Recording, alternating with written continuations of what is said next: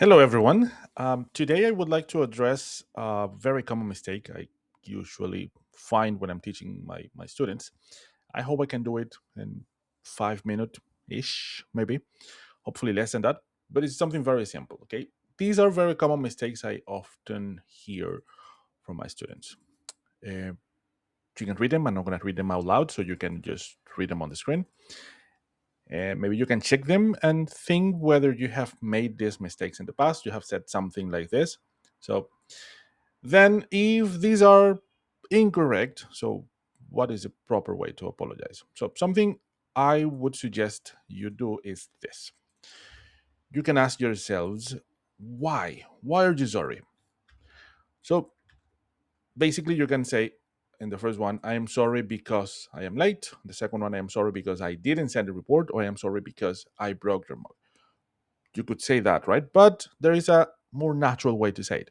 And just use I am sorry and add these reasons that you wrote after because.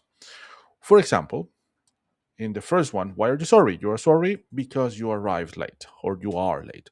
So simply say, I am sorry and add, I am late.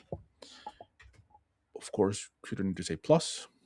So you just remove it and you say, I'm sorry, I'm late. Okay, very natural way to say that you're sorry because you are late. Okay, the second one, you're sorry because you didn't send a report. So, why are you sorry? Because you didn't send a report. I'm sorry. Plus, I didn't say the report, right? This is what we said at the beginning. Just add the reason.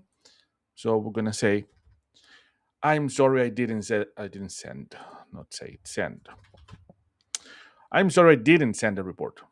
That's the the correct apology here. The next one, why are you sorry? Because you broke my mug. So I am sorry. I broke your mug. Okay, fairly easy, right?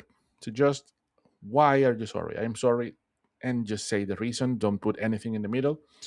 Grammatically, you could say I'm sorry that I am late. That's fine, but it's not really necessary. You can just say I'm sorry I'm late. What if you want to use for, as we tried, or as my students often try to do? Okay, for, because we have heard that many people say I'm sorry for. So just remember that for is usually followed either by a noun or by a gerund. We're going to focus on this, on a gerund. A gerund is basically a verb with ing. So in the first example, we said I'm sorry I'm late. We can add a verb here. I would suggest using arrive because you arrived late. So I am sorry. If I say for, we're going to say arriving.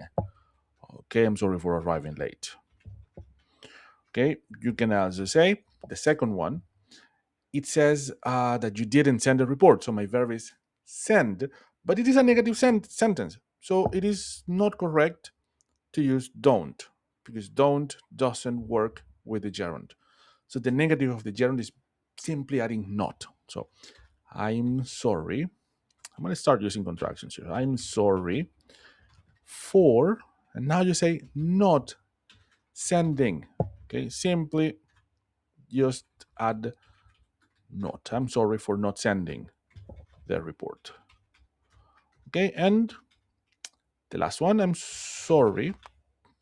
What is the verb? Broke. What is the present? Break. And the gerund? Breaking. So for breaking your mug. Okay, fairly easy, right? Just remember these rules.